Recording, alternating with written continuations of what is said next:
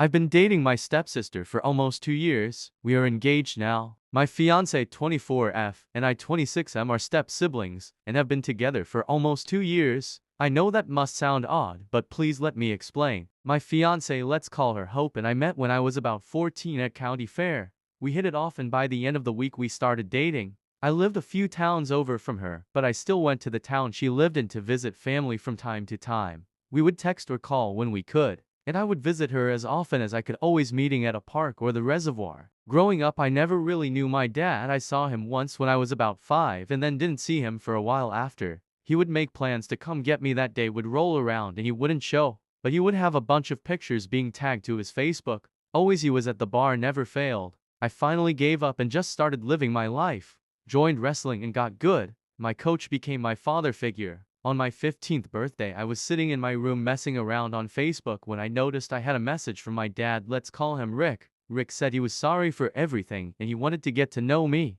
After thinking it out, I told him I was free the following weekend. We made plans for me to visit him. When the day finally came around, I didn't want to go, but my uncle showed up to get me and take me to see Rick.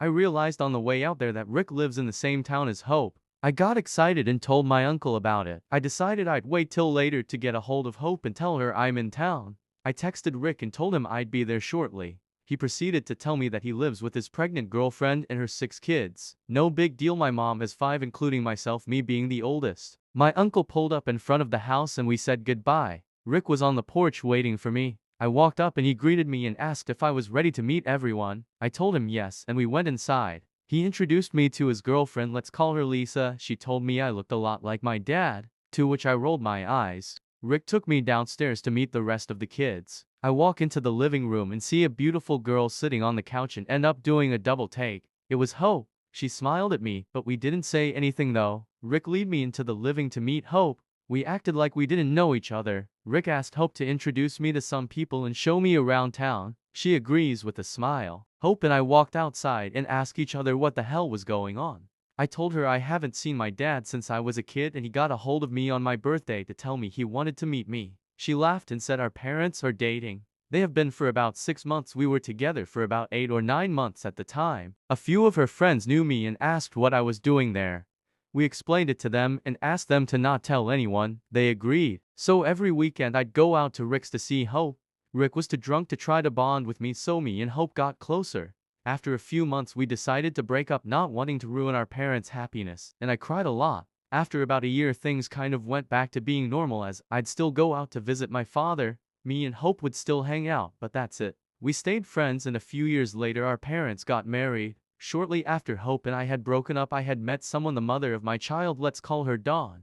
Me and Dawn were together for 8 years, eventually breaking up. Dawn and I broke up in 2022 and after her, I dated a girl for a few months. She doesn't deserve a name. She moved in with me and my roommate. A few weeks after she moved in, she broke up with me and got kicked out of my roommate's place, and it turned out that they ended up being together and are still together today. I tried dating someone else, we'll call her Skunt. Well, Skunt was never loyal and she beat me a lot for the 5 months we were together. One day Skunt and I get into a fight. She packed all my shit in her car and told me to get in. We were going to go to her aunt's. I get in the car and I ended up falling asleep on the ride and woke up outside of Rick's house. At this point I think it's worth mentioning Rick no longer lived in the same city, but it wasn't too far from where he used to live. Skunt tells me she has some stuff she needs to do and she'll be back in a few hours to pick me up. I got out and go see everyone and go to find Hope.